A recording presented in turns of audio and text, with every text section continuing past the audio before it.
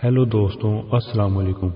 आज हम बात करने जा रहे हैं एहराम मिस्र के बारे में। एहराम मिस्र इंसानी तरीक़ का 7000 साल पुराना मुंबा है जो ना कभी सुलझ सका और ना ही इस बात का जवाब मिल सकेगा कि इसको किस तरह तमीर किया गया।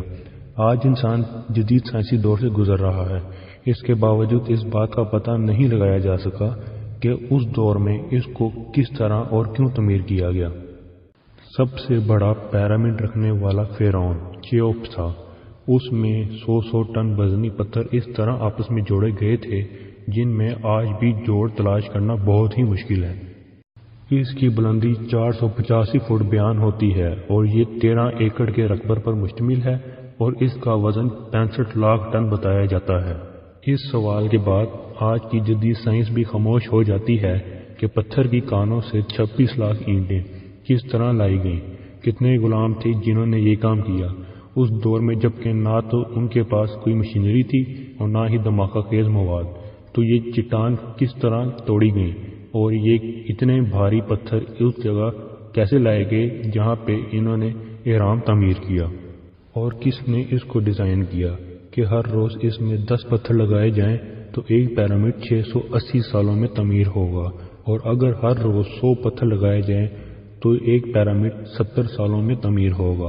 और जो सुर्ख पत्थर जो इनके किंग चैम्बर्स में लगे हैं वो पिरामिड से 600 मील दूर पहाड़ों से लाए गए। पिरामिड्स यानी एहराम मिस्र की इस शक्ल में भी माहिरीन कहते हैं जो भी चीज़ इन पिरामिड्स की शक्ल में आएगी उस पर मकनातीसी अमल मुसल्लस की शक्ल में तकसीम हो जाएगा, जिसकी वजह से कोई भी चीज़ गलने सड़ने के काबिल नहीं रहेगी। शायद इसीलिए ही मिस्र के फिरौन हनूतशुदा लाशों को उन पिरामिड्स में रखते थे, जिसकी वजह से इनकी लाशें गलती सड़ती नहीं थीं। 2008 में 2400 साल पुरानी हनूतशुदा लाश का सिटी स्कैन किया गया, जिसकी खोपड़ी में एक छोटी सी लोहे की ट्यूब मिली, जिससे पता लगा कि इनके मरने के बाद उनकी जिस्म में से तमाम अज़्ज़ा निकाल लिए जाते थे, जिनमें से सबसे पहला दिमाग निकाला जाता था।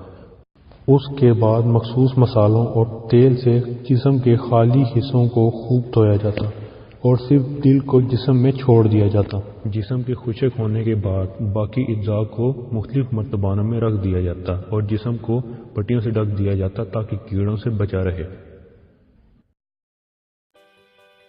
दोस्तों, अगर आपको आज की वीडियो पसंद आई तो लाइक करें और चैनल को सब्सक्राइब करें।